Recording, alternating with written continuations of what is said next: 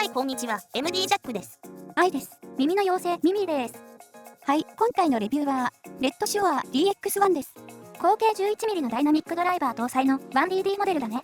新開発のドライバーらしいから音質が楽しみね。ジャックさん、第一印象はどうでした？最初ちょっと戸惑った感じもしたんだけど、ちょっと慣れてくると特徴的ですごーいって思ってるよ。もうちょっと具体的に教えてよ。ああ、ごめん。広域の抜けが抜群なのと立ち上がりが早い。今はこれぐらいでいいかな。なるほど、普段あまり聞かない感想ですね。詳細はおいおい見ていきましょう。パッケージ内容はこんな感じ。ケースがちょっと変わったね。ミスティック8もこれだった。上蓋がゴム製で下が金属なんだけど使いやすいよ。イヤーチップ3種の中に TRI 角笛がバンドルされてた。ケーブルは256本単結晶銅銀メッキシールド線材使用。細めで取り回しはいいね。購入時に 3.5mm か 4.4mm を選べる。価格は税込みで23,000円だよ。これってどうなの？もっと高いかなと思ってたんで25,000円以下って聞いて、この完成度、音質なら高くはないんじゃないかって思った。ドライバーの開発以外にも総合性能を向上させるため、ドライバーの構造、部品の加工を改良し、部品の精度を最大限に高めたんだね。このドライバー専用の1決めジグをも開発する徹底ぶり。こういうところが聞いた時の印象をより良くしてるんだろう。筐体材質はステンレス製、シャンパンゴールドのダイヤモンド模様のフェイスプレート、なかなかの高級感です。片側 11.7g、結構重めです。サイズはかなり小ぶりですね。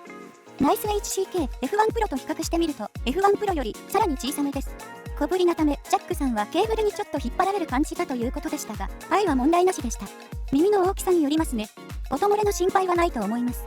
ステム系が少し太めなので、普段使っているイヤーチップが少し窮屈に感じるかもしれません。続いてはドライバーだね。11mm アルミマグネシウム合金製ダイヤモンド模様トポロジーダイナミックドライバーって言うんだそうだ。2年にわたる研究開発を経て誕生したんだね。ドライバーの構造と加工、振動板の素材の選択まで入念な検討と熟慮の結果がこのドライバーってことだ。ダイヤモンド模様トポロジー振動板って何なんだ？振動板のゴートと振幅を細かく調整することができ、振動板が細かく調整されたことにより音波が伝播する過程を改良し、ドライバーの分割振動による歪みを大幅に低減したことで音質表現の向上につながっているんですって。あとは 5kHz ノッチフィルターがちょっと気になったかな。これは波形見た方がいいか。この辺だ。この辺りを減衰させて余分なエネルギーや共振を低減、また除去し、さらに音の歪みも低減することができるのか。上に書いてある通りだけどね。まあね。後でまた触れるけど、これ結構 DX1 の特徴って言えそうだな。イヤーチップはいつもの通りベルベット使うんだよね。そう。バンドレ3種はどれも広域結構出るんだけど、自分の耳には十分広域出てたんでね。一応ここ最近はベルベットを基準にしてるってこともある。マイイヤーチップの全体比較はこれ。全部聞き比べる時間はなかったけど、3つのピークのポイントとレベルが少しずつ違うんで参考にしてね。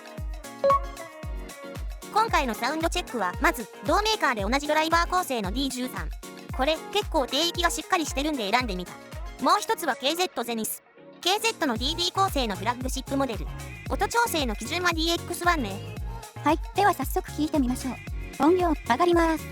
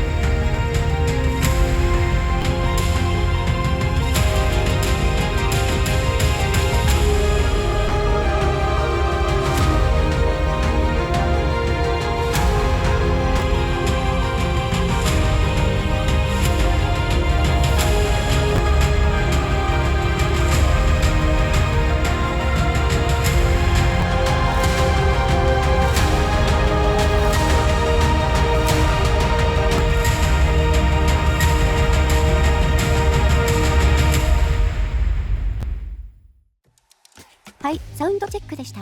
低域はやっぱり T13 が結構しっかりした感じがします。ゼニスが一番軽めでした。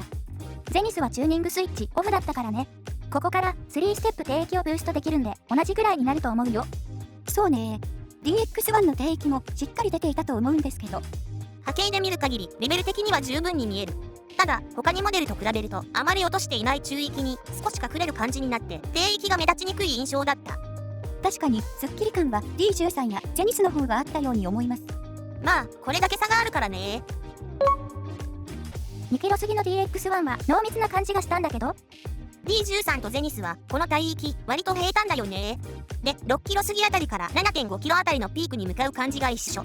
印象としては中高域が薄めだけど高域は出てる。ただし線が細め。でも DX1 は違いますよね。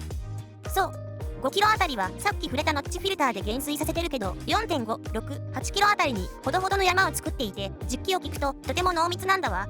細部の音まで拾えていて解像感も高い。ボーカルはいい感じで浮き上がってくるけど視察音を感じる場面はあるね。6キロあたりを落としてないからね。ボーカルもしっかり聞けるけどバックの音も結構主張してくるよね。情報量が多いなーって思う。音の立ち上がりが早くパンチがあり濃密で精密といった印象。最初この感じに慣れるまではちょっと戸惑ったんだけど慣れてくると普段よく聴く曲であまり目立たなかった音が聞こえてきたりするんでいろんな曲を片っ端から聴いてみたくなった。つまりそういう行動に誘ってくれるモデルってことなんですね。音は近めで太い。シンバル系はシャンシャン薄い感じとは一味違ったやり方。でもうるさい感じはしない。臨場感もある。D13 やゼニスの中高域以上がおしとやかに感じてしまうよ。なるほど。印象としてはだいたいこんな感じ。最初は少し EQ で調整してたんだよね。そう低域をもう少し目立たせたかったんで中域を少し落とし6キロあたりの山も少し落としてた。曲によってはこの方がいい場合もあったけどだんだん自分が変化して EQ 入れない方が楽しく聴けるようになってた。価格が2万円台前半ですが聞いてみてどうでした？最近聴いてきたモデルの中ではかなりいいと思うよ。個人的にはお値段以上っていう印象だね。そうですよね。これは買っちゃおうかな。愛は半分デザインで選んでるような気もするけど私もいいモデルだと思ったんで気になったらチェックしてみてね。はい、ということでダイヤモンド模様トポロジーダイナミックドライバー搭載モデルレッドショア DX1 のレビューでした。ではまた次の動画で会おうね。バイバイ。ご視聴ありがとうございました。MD ジャックチャンネルはイヤホンレビューを音と波形た言葉で表現します。チャンネル登録お願いします。